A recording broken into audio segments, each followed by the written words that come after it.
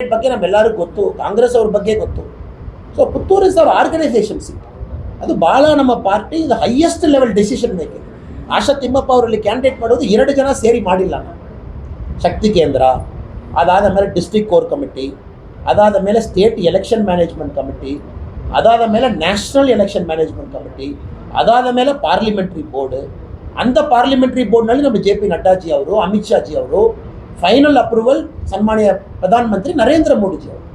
So ಒಂದೊಂದು candidate ಕೂಡ 7 ಪ್ರಾಸೆಸ್ನಲ್ಲಿ ಬಂದಿದೆ. ನಾವು ಯಾರೂ ಕೂಡ ಒಂದು 2 ಜನ ಒಂದು AC ರೂಮ್ ಒಳಗಡೆ ಕೂತ್ಕೊಂಡು ಕಾಂಗ್ರೆಸ್ ಥರ ಟಿಕೆಟ್ ಕೊಟ್ಟಿಲ್ಲ.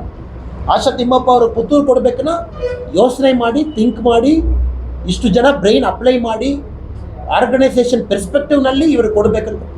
ಅದೇ ರೀತಿಯಲ್ಲಿ ಇನ್ನೊಬ್ಬರಿಗೆ ಟಿಕೆಟ್ ಸಿಕ್ಕಿಲ್ಲನ ಅವ್ರು ಏನು ನಾವು ಸೈಡ್ನಲ್ಲಿ ಹೊರಗಾಕಲ್ಲ, ಅವ್ರಿಗೂ ಆಪರ್ಚುನಿಟಿ ಕೊಡ್ತೀವಿ. ಎಷ್ಟೋ ರೀತಿಯಲ್ಲಿ ಕೊಡ್ಬೋದು. MP, MLC, ಕಾರ್ಪೊರೇಟ್ರು, ಆಮೇಲೆ ರಾಜ್ಯಸಭಾ MP ಎಷ್ಟಿದೆ ನಮ್ಮ ಪಕ್ಷದಲ್ಲಿ. ಅದಕ್ಕೆ ನಾನು ವಿನಂತಿ ಮಾಡ್ತೀನಿ ನಮ್ಮೆಲ್ಲ ಕಾರ್ಯಕರ್ತರು ಕೂಡ ಪುತ್ತೂರದಲ್ಲಿ ನಾವು ಗೆಲ್ಲಬೇಕು. ಆಶಾ ತಿಮ್ಮಪ್ಪ ಅವರು ಗೆಲ್ಲಬೇಕು.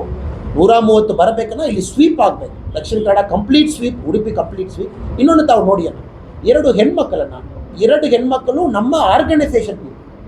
ಸುಳ್ಯದಲ್ಲಿ ನಮ್ಮ ಅಕ್ಕ ಭಾಗೀರಥಿ ಮುರಳಿ ಅವರು ಇರ್ಬೋದು, ಒಂದು ಒಳ್ಳೆಯ ವ್ಯಕ್ತಿ, ಒಳ್ಳೆಯ ಕ್ಯಾಂಡಿಡೇಟು. ಪುತ್ತೂರದಲ್ಲಿ ಆಶಾ ತಿಮ್ಮಪ್ಪ ಇರ್ಬೋದು, ಒಳ್ಳೆಯ ಆರ್ಗನೈಸೇಷನ್ ಕ್ಯಾಂಡಿಡೇಟ್. ಸೊ 2 ಹೆಣ್ಮಕ್ಕಳು ಕೂಡ ತಮ್ಮ ಏರಿಯಾದಲ್ಲೇ ಕೊಟ್ಟರು. ಪುತ್ತೂರದಲ್ಲಿ ಒಂದು, ಸುಳ್ಯದಲ್ಲಿ ಒಂದು. 2 ನಮಗೆ ಹೆಮ್ಮೆ. ಕಾಂಗ್ರೆಸ್ ಅವರು ಎಲ್ಲಿನ ರಿಸ್ಕ್ ತಗೊಳ್ತಾರೆ. ಯಾಕೆಂದರೆ ಒಂದು ಹೆಣ್ಮಕ್ಕಳಿಗೂ ಕಾರ್ಯಕರ್ತಕ್ಕೂ ಸೀಟ್ ಕೊಟ್ಟಿದ್ದೀವಿ, ಅದೇ ಒಂದು ದೊಡ್ಡ ವಿಚಾರ. ಅದು ಮಾಧ್ಯಮ ಮಿತ್ರರಿಗೆ ತಮಗೂ ಗೊತ್ತಿರ್ತದೆ, ತಾವದು ನೋಡ್ತೀರಾ. ಖಂಡಿತವಾಗಿ ಇದೆಲ್ಲ ನೋಡಿ ವಿನ್ನಿಂಗ್ ನಮ್ಮ ಪಕ್ಕ ಬರ್ತದೆ. ದೊಡ್ಡ ಮಾರ್ಜಿನಲ್ಲಿ ಆಶಾ ತಿಮ್ಮಪ್ಪ ಅವರು ಗೆದ್ದುಕೊಡ್ತಾರೆ.